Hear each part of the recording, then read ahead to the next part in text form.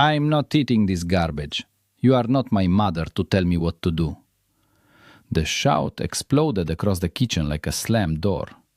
A moment later, a plate with steaming oatmeal flew through the air and shattered against the pale tile floor. 7-year-old Oksanka gasped and shrank behind the back of an oak chair, her small shoulders trembling. The sharp clatter of porcelain echoed through the high-ceilinged apartment. Yulia froze by the stove with the kitchen towel in her hands. The smell of cinnamon oatmeal still hung in the air, warm and sweet, completely at odds with the tension that suddenly filled the room. A heavy knot tightened in her chest, and a cold drop of sweat slid down her spine. What just happened? Taras stood in the middle of the kitchen, breathing hard, fists clenched at his sides. His eyes burned with anger far older than his 12 years. At that moment, Sergei appeared in the doorway, buttoning the last buttons of his light shirt as he walked. He stopped. His gaze moved slowly from the broken plate to his son, then to Yulia. Yulia said nothing. She knelt carefully on the cold tile and began collecting the shards of porcelain one by one, trying not to cut her fingers. She didn't want to start the morning with another argument. Only 6 months earlier they had married and moved into this spacious apartment in the old part of Chernivtsi, not far from Kobulanska Street. Sergei believed the new place would help them begin again, a clean page for everyone.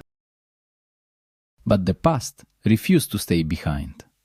Taras, Sergei said quietly, though the exhaustion in his voice made the word heavy. What kind of behavior is this? Apologize to Yulia. She woke up at 6 to make breakfast for you. I didn't ask her to, the boy snapped, stepping backward toward the corridor. My mom cooks better anyway, and she said she'll take us soon so we won't have to live with this stranger. The word hung in the air like smoke. Stranger. Taras grabbed his backpack and stormed out. The front door slammed so hard the walls trembled. Oksanka burst into louder tears. Sergei sighed deeply, lifted his daughter into his arms, and whispered something to calm her. Yulia carried the broken pieces to the trash and washed her hands slowly at the sink. She wanted to cry, but she didn't. She had known what she was agreeing to when she married a man with 2 children. Still, reality turned out far more complicated than any expectation. Yulia, forgive him, Sergei said softly, coming closer with Oksanka still on his hip. Inna called him again last night. You know how she can twist things in their heads. Yulia leaned lightly against his shoulder.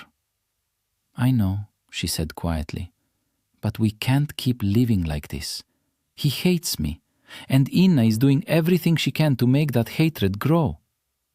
Outside the window, the morning city of Chernivtsi was waking. Cars rattled over the cobblestones, and somewhere nearby a cafe door opened, releasing the smell of fresh bread and strong coffee into the street. But inside the apartment, the air still felt heavy, as if this house, beautiful and bright, was holding a storm no one yet knew how to stop. By the time Yulia left the apartment that morning, the smell of oatmeal had faded, but the echo of Taras's words still rang painfully in her head. The autumn air outside was damp and cool. Chernivtsi was waking slowly. Tram bells clanged in the distance, cars bumped along the uneven cobblestones, and the scent of roasted coffee drifted from the small cafes lining the street. Usually, this short walk to the office calmed her. Today, it did not. She replayed the scene in the kitchen again and again. The anger in Taras's voice, the way he looked at her, not like a child looking at an adult, but like someone facing an enemy. Something had changed in him recently. It wasn't just resentment anymore, it was fear. The boy had become secretive. He hid his phone whenever someone entered the room. He locked his bedroom door more often than before. and every time the doorbell rang, he jumped slightly, as if expecting bad news. Yulia noticed all of it, but she still didn't understand why. When she reached the small design studio where she worked, the familiar smell of paper, wood samples, and printer ink greeted her. Sunlight filtered through the tall windows and fell across her desk, where architectural sketches waited patiently. She opened her laptop. Lines, measurements, colors. Usually these things helped her focus. Today, the drawings blurred in front of her eyes. Her thoughts kept drifting back to something else. The money. The evening before, she had searched the hallway drawer for utility bills. Sergei always kept a white envelope there with cash for household expenses. She remembered clearly, 15,000 hryvnias. But when she opened the envelope yesterday, only 5 remained. 10,000 were gone. At first, she assumed Sergei had taken it and simply forgotten to mention it. But later she realized something strange. Sergei never touched that envelope without saying something. Never. Yulia had decided not to ask immediately. Sergei had been working almost without rest lately, building his small architectural firm piece by piece. She didn't want to burden him with suspicion unless she was certain. Still, the uneasy thought sat in her mind like a stone. Around noon, her phone vibrated. Sergei. "Hi, my love." His voice sounded tired but warm. "How's your day?" "Better than the morning," she said, forcing a small smile, even though he couldn't see it. "Trying to finish the restaurant project." Sergei paused for a moment. "Listen, I know things have been hard lately, so I arranged something. My mother will take Oksanka tonight, and Taras is going to a friend's birthday. I want to steal you for a few hours." Yulia blinked in surprise. "Sergei, we both have so much to do." "No," he interrupted gently. "No work tonight. Be ready at 7. Something inside her softened. She realized how much she missed moments when they were simply husband and wife, not constantly solving problems, not walking carefully between fragile emotions, just together. At exactly 7, Sergei waited outside her office. Instead of driving toward the usual restaurants in the city center, he turned the car uphill through narrow, winding streets. Old Austrian buildings stood shoulder to shoulder along the road, their faded facades glowing softly in the golden evening light. Finally, they stopped near a tall building close to the university. "Come," Sergei said with a mysterious smile. They climbed creaking wooden stairs all the way to the attic. Sergei unlocked a narrow door, and suddenly they stepped onto a hidden rooftop terrace. Yulia stopped. Before them stretched the entire evening panorama of Chernivtsi. Red-tiled roofs glowed in the sunset, chimneys smoked lazily, and far away the domes of the old residence of the Metropolitans shone like copper in the fading light. A small table stood there with a linen cloth, 2 wicker chairs, and a bottle of chilled juice resting in a bucket of ice. "This is incredible," Yulia whispered. Sergei wrapped his arms around her from behind. "I wanted the place where no one could find us," he said quietly. "No broken plates. No phone calls, no past." For a moment, it worked. They talked about work, about new projects, about simple, everyday things. The city below slowly darkened as lights appeared in windows and along the streets. For the first time in weeks, Yulia felt something like peace. Then Sergei's phone vibrated on the table. The name on the screen glowed coldly in the twilight. Inna. Sergei frowned and rejected the call. A minute later, the phone vibrated again. And again. "Answer," Yulia said quietly. "If she's calling like that, something might have happened." Sergei exhaled slowly and picked up. "What is it, Inna? We agreed that—" He stopped mid-sentence. Even from across the table, Yulia heard the shrill voice screaming through the speaker. "Your son is a thief!" The evening air on the rooftop terrace suddenly felt colder. Sergei held the phone slightly away from his ear as Inna's furious voice spilled through the speaker. "Your son just came to me with money, a whole stack of it. He said he took it from your house. Do you even watch what your children are doing while your precious new wife plays house designer?" Sergei's face drained of color. "Slow down, Inna," he said tightly. "What money?" "The money he stole. Don't pretend you don't understand. Your son came here an hour ago. If you want to see your little criminal, come pick him up." The call ended before Sergei could respond. Silence fell between them. Below the terrace, the lights of Chernivtsi flickered softly, but the peaceful city now felt very far away. Sergei looked at Yulia. "Did you check the money in the hallway drawer recently?" he asked quietly. Her heart tightened. "Yes." "And?" "There were 10,000 missing," she admitted. "I noticed yesterday. I thought maybe you had taken it and forgotten to tell me." Sergei pushed his chair back abruptly. "I never touched that envelope without saying something," he said, his voice strained. "Those are emergency savings." Yulia lowered her eyes. "I didn't want to ruin tonight unless I was sure." But the evening was already ruined. They left the terrace in silence, descending the narrow wooden stairs. Outside, the city had fully entered night. Street lamps cast long, golden reflections on the wet cobblestones. Sergei drove quickly through the dark streets. Neither of them spoke. Inna's apartment building stood on the outskirts of the city, one of those new glass and concrete towers that seemed strangely cold compared to the warm old houses in the center. They took the elevator to the 8th floor. When the door opened, Inna stood there waiting. But she looked nothing like the polished woman from social media photos. Her hair was messy, dark circles shadowed her eyes. The apartment smelled faintly of cheap cigarettes and something sour. "Come in," she said sharply, stepping aside.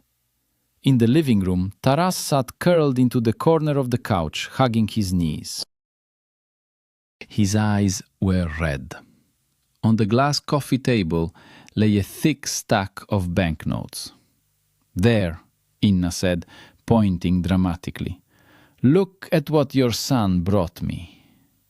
Sergei walked slowly to the couch and sat down beside the boy.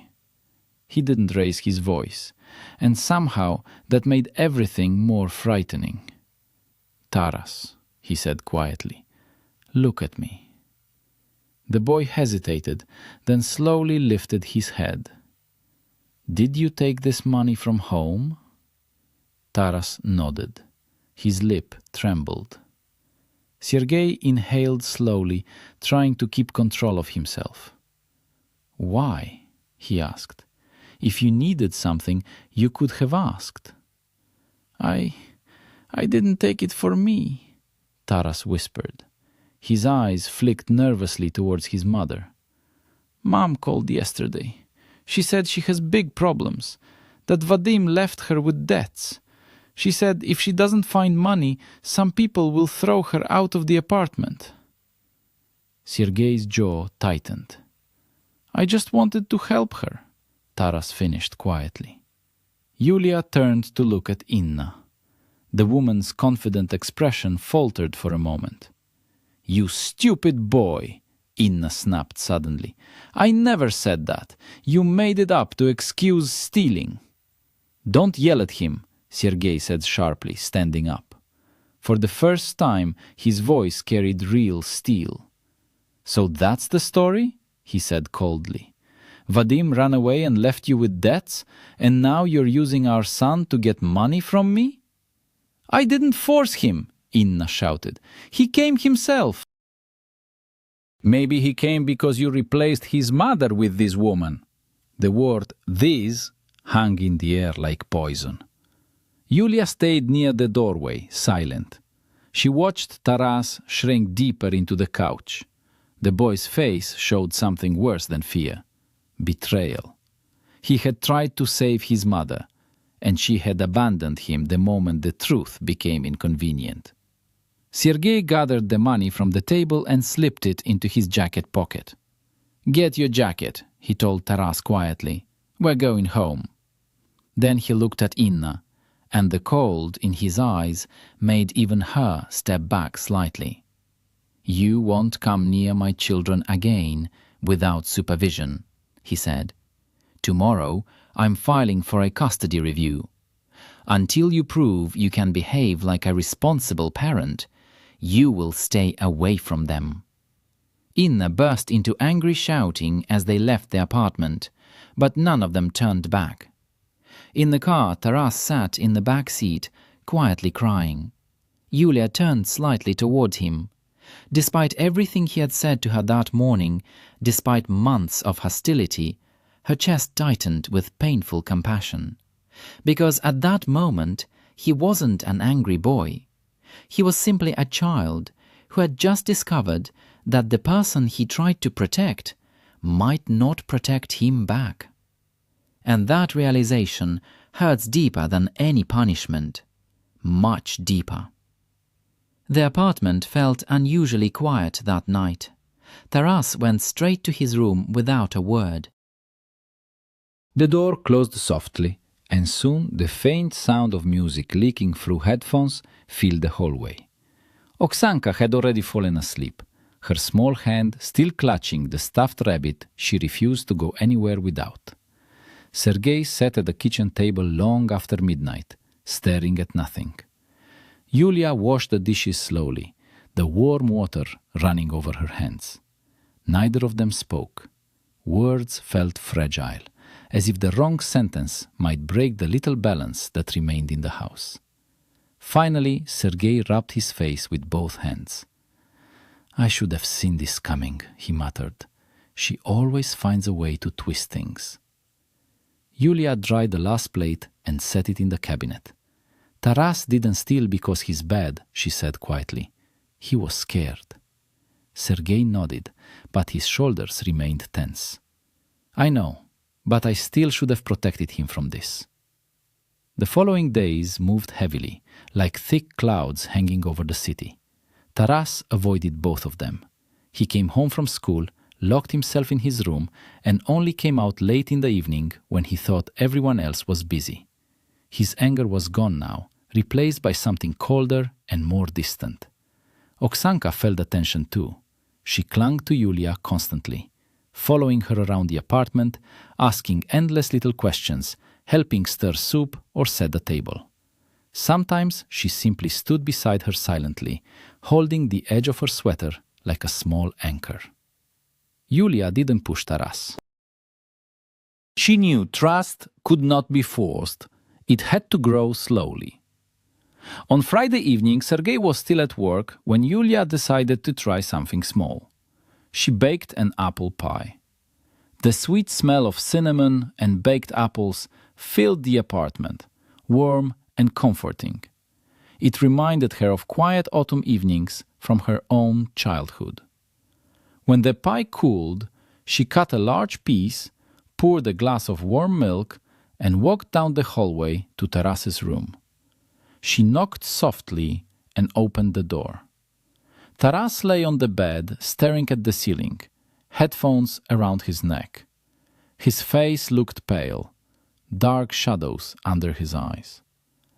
"I brought you some pie," Yulia said gently. "You barely ate today." She placed the plate on his desk and sat carefully on the chair nearby. For a while, he said nothing. Then he pushed himself up on his elbows. "You don't understand," he said hoarsely. "Maybe not," Yulia replied calmly. "But you can explain."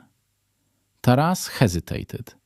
His fingers tightened around the edge of the blanket. "Mom is really in trouble," he whispered. "Those men came to her apartment last weekend. They were shouting. They said Vadim owes them 500,000 hryvnias. Yulia felt a chill spread through her chest. 500,000? Taras nodded.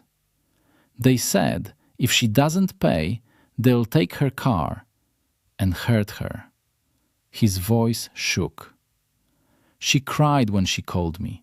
She said Dad wouldn't help her because he hates her. She said only I could save her. Yulia slowly moved her chair closer. Taras, she said softly, those are adult problems. They should never have been put on your shoulders.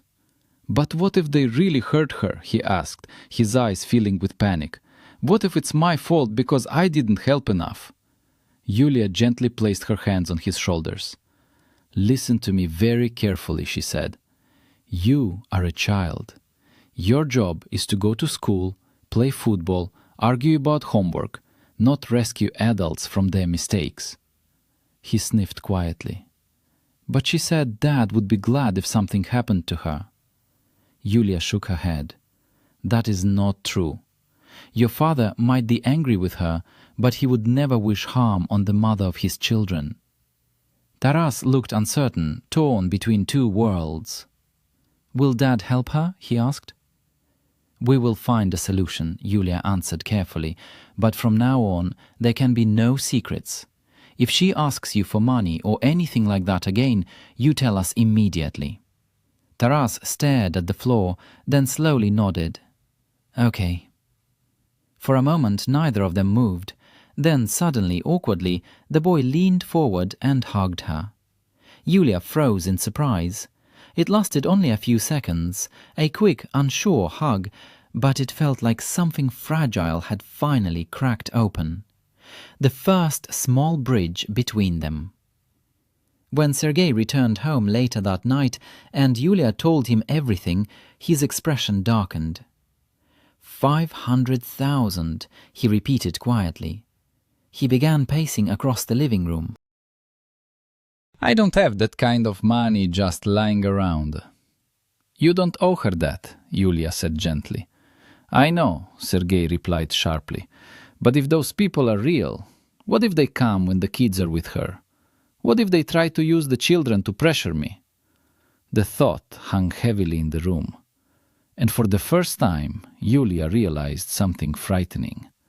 This situation was no longer just about jealousy, resentment, or a broken marriage.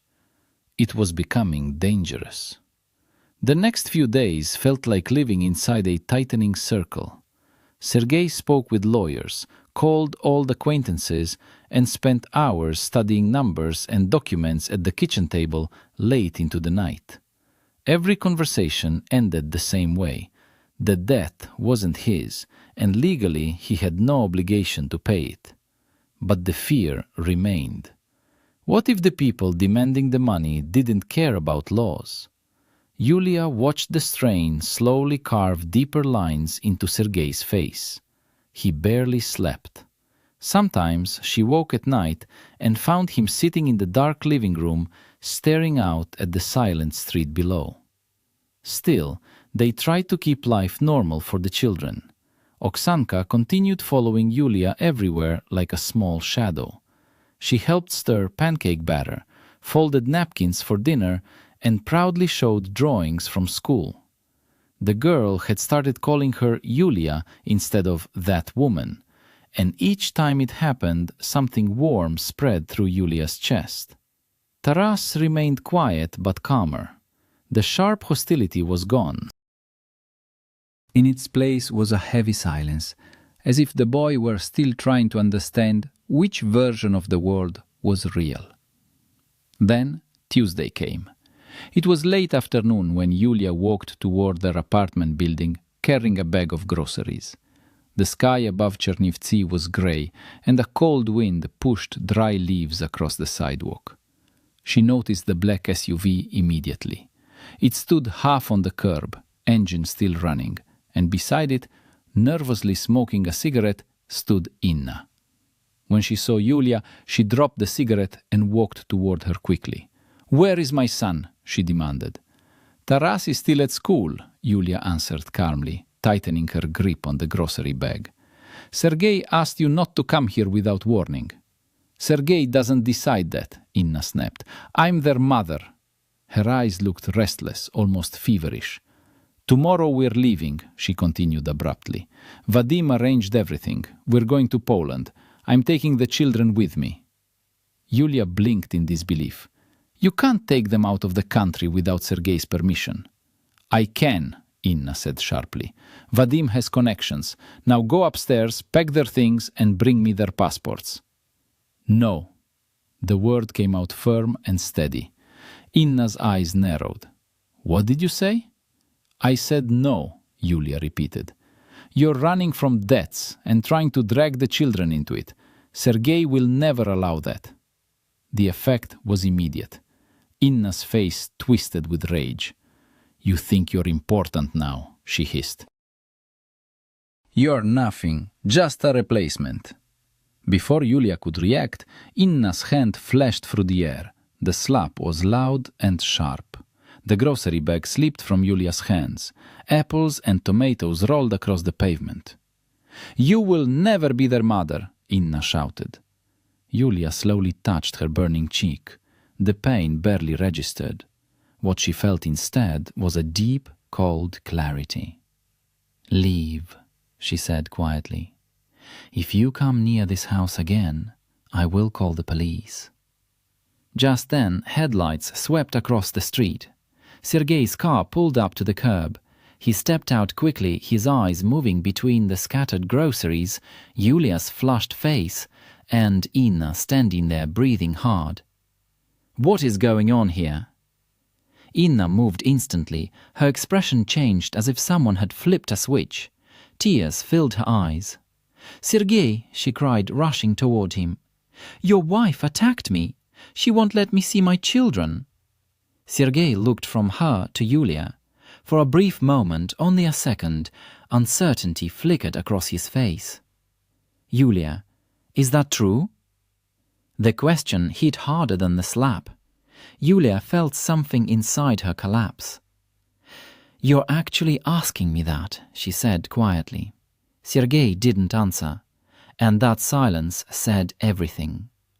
Without another word, Yulia turned, picked up her keys, and walked into the building. Behind her, she could still hear Inna's dramatic sobs and Sergei's confused voice. But Yulia kept walking. Inside the dim stairwell, she leaned against the cold wall, her chest tightening. For 6 months, she had tried to hold this fragile family together, cooking breakfasts, helping with homework, absorbing anger that wasn't really meant for her. And now, in one careless moment, Sergei had allowed doubt to enter between them. Upstairs, in the quiet apartment, she sat on the edge of the bed, staring at her trembling hands. Outside the window, the evening city lights flickered on. Somewhere down the street, a car door slammed. And Yulia suddenly wondered whether loving someone else's children was worth the pain it demanded. Because loving them meant fighting battles that were never truly yours, and sometimes fighting alone. Yulia sat on the edge of the bed, staring at the pale wall in front of her. The apartment was silent except for the distant sound of the elevator doors opening somewhere below. A few minutes later, the front door clicked. Sergei entered quietly. His steps in the hallway were slow, uncertain. He paused outside the bedroom before finally stepping inside. Yulia. His voice sounded rough. She didn't look up. Sergei came closer and knelt in front of her, trying to take her hands, but she gently pulled them away. You asked me if I hit Oksanka, she said softly. Each word seemed to cost effort. After everything we've been through, after months of trying to be there for them, you believed her even for a moment. Sergei lowered his head. I didn't believe her, he said quietly. I just lost control for a second.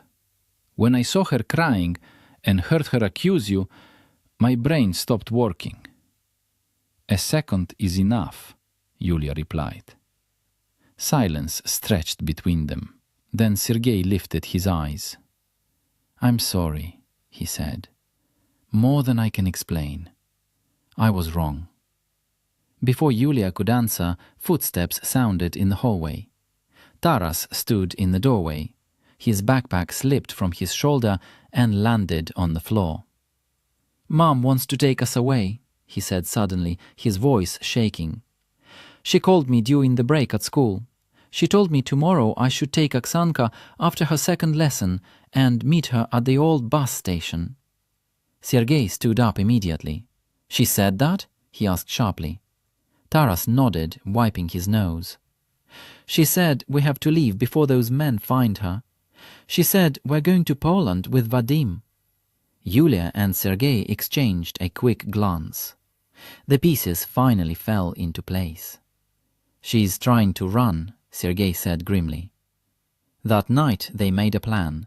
Sergei contacted a lawyer and informed the school administration that only he or Yulia could pick up the children. The next morning he also warned the police that Inna might attempt to take them illegally. Still, Yulia felt uneasy the entire day. Her feeling proved right. Around 1 o'clock her phone rang. "Yulia Volodymyryevna," a nervous voice said. "This is Oksanka's teacher. Her mother is here. She's demanding to take her from school." Yulia grabbed her coat instantly. "Do not give her the child. I'm on my way." 10 minutes later she rushed into the school building. The hallway was loud with shouting. Inna stood near the entrance arguing with an elderly security guard, while little Oksanka cried beside the wall, covering her ears. Taras stood halfway down the stairs, frozen. "I have the right to take my daughter!" Inna screamed. "No one is leaving," Yulia said firmly, stepping forward. Inna turned, her face twisted with anger. "Oh, look, the nanny arrived." Yulia ignored the insult and gently placed her arms around Oksanka's shoulders. The girl clung to her coat instantly. "You're frightening her," Yulia said quietly. "She's my child." "And you're trying to drag her into your problems." Taras suddenly spoke from the stairs. "I'm not going with you, Mum." The words echoed through the hall. Inna looked at him in disbelief. "You betrayed me too?" she hissed.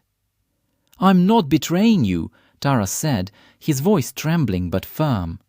"You're the one who keeps lying."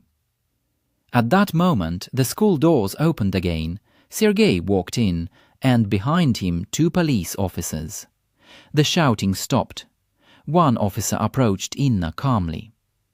"Ma'am, we received a report about a disturbance and an attempted removal of a minor without permission. We need you to come with us." Inna didn't resist. She simply looked at the children once, her expression suddenly empty. Then she allowed the officers to lead her outside. That evening the apartment felt strangely peaceful. Sergei hugged both children tightly, while Taras cried quietly into his shoulder. Yulia watched them, exhaustion washing over her. Later, when the children were asleep, Sergei placed 2 cups of tea on the kitchen table. "The police detained Vadim at the bus station," he said quietly. "He really planned to take them across the border using fake documents."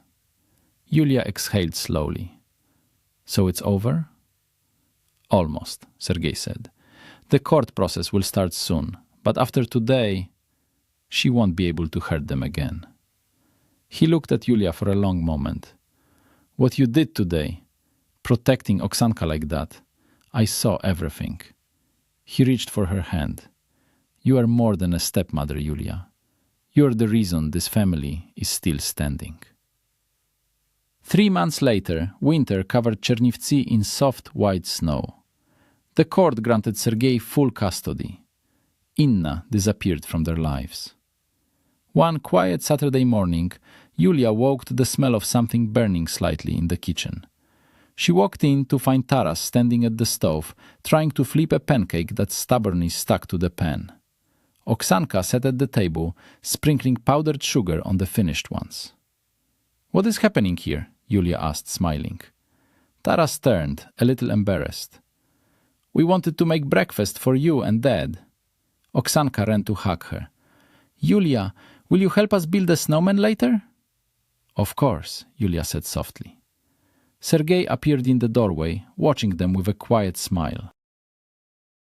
For the first time in a long while, the house felt truly warm.